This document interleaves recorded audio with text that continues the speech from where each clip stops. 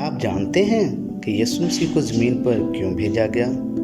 یسوع مسیح خدا کا بیٹا ہے، اور خدا نے زمین پر نگاہ کی اور دیکھا کہ کچھ بھی ٹھیک نہیں چل رہا۔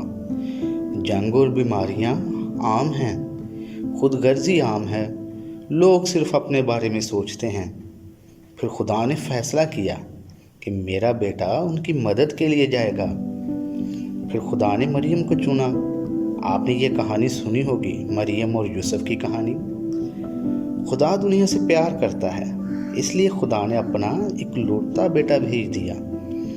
یسوع مسیح نے بہت سے نشانات دکھائے، یسوع مسیح نے معجزات کیے، مردوں کو زندہ کیا اور خدا کا کلام سنایا۔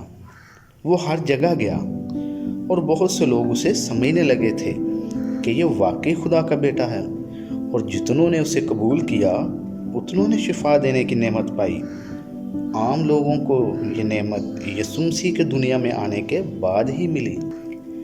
یسوع مسیح کے زمین پر آنے سے پہلے لوگ ایسا نہیں کر سکتے تھے۔ یسوع مسیح نجات لے کر آئے تھے۔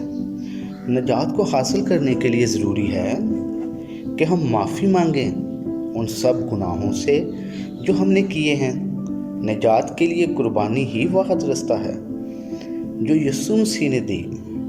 یسوع کے آنے سے پہلے لوگ اپنے گناہوں کی معافی کے لیے جانوروں کی قربانیاں دیا کرتے تھے، مگر یسوع مسیح نے سب کے گناہوں کو اٹھا لیا اور قربان ہو کر ہماری نجات کا وسیلہ بنا۔